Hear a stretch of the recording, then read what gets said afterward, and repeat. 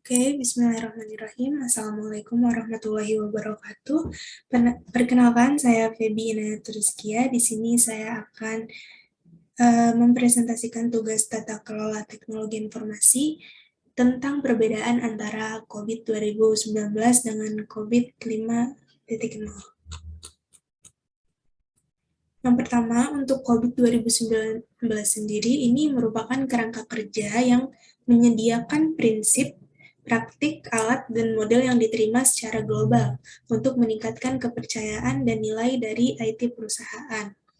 Peran penting COVID 2019 sendiri ini adalah untuk melakukan kontrol dan memaksimalkan nilai dari informasi dan teknologi, sehingga organisasi bisa mencapai optimalisasi resiko, tata kelola, dan manajemen IT.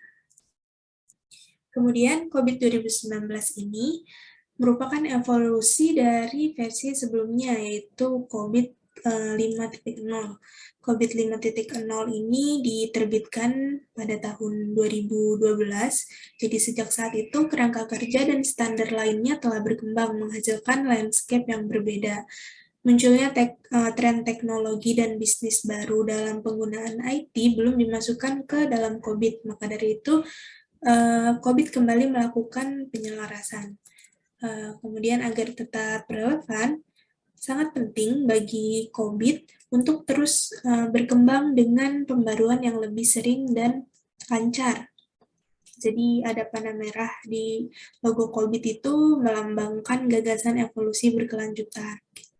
Selain itu, untuk memastikan kontroversi yang efektif, semua pembaruan di masa yang akan mendatang akan dilakukan dengan tahun yang sesuai dengan rilis panduan terbaru.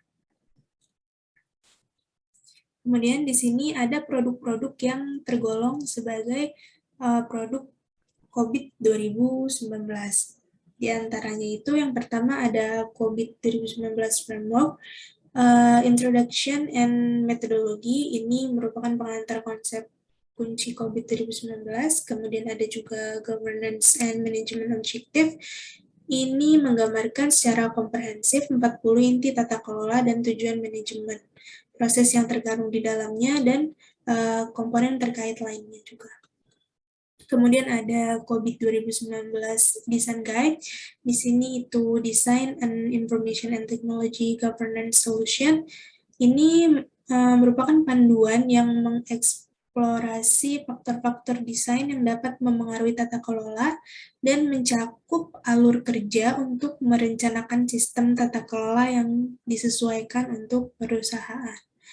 Untuk implementation guide-nya ada implementing and optimizing an information and technology governance solution.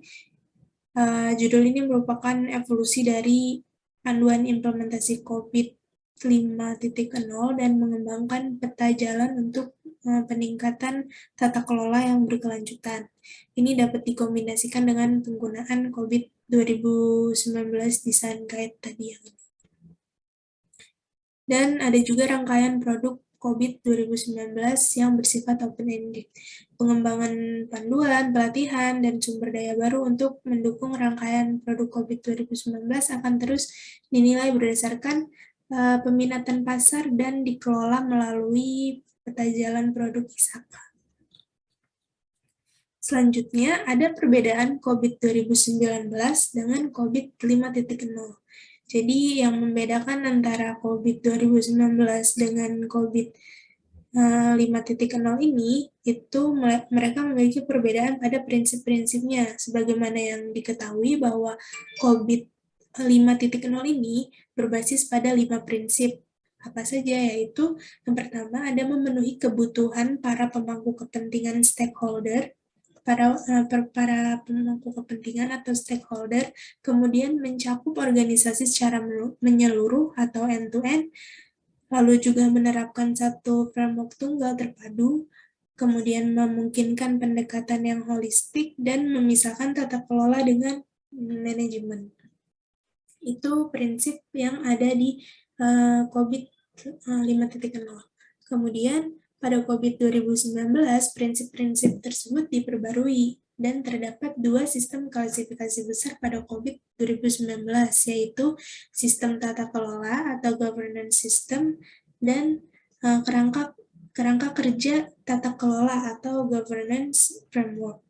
Untuk sistem tata kelola atau governance system tadi itu prinsip-prinsipnya adalah yang pertama memenuhi kebutuhan para pemangku kepentingan juga atau stakeholder, lalu juga mencakup organisasi secara menyeluruh atau end-to-end tadi, kemudian menerapkan satu framework tunggal terpadu, memungkinkan pendekatan yang holistik, memisahkan tata kelola dengan manajemen, penerapan sistem tata kelola yang dinamis, dan dapat disesuaikan dengan kebutuhan organisasi. Kemudian untuk kerangka kerja tata kelola atau governance framework itu ada berbasis model konseptual, kemudian juga bersifat terbuka dan fleksibel, dan selaras dengan standar-standar besar lainnya. Oke, pada prinsip-prinsip kerangka kerja COVID 2019 tadi menunjukkan bahwa COVID tidak ingin menjadi kerangka kerja yang kaku dan statis yang memaksa organisasi itu untuk mengikutinya apa adanya. Semangat keterbukaan, fleksibilitas, dan adaptabilitas jelas dinyatakan secara eksplisit dalam prinsip-prinsip di atas yang sudah disebutkan tadi. Selain itu juga prinsip keselarasan dengan standar lain menunjukkan sebuah dorongan untuk mempertahankan agar COVID tetap dapat dijadikan sebagai payung besar yang menaungi penerapan berbagai standar teknis lain yang lebih spesifik. Mungkin cukup sekian penjelasan yang bisa saya sampaikan, kurang lebihnya mohon maaf. Terima kasih. Wassalamualaikum warahmatullahi wabarakatuh.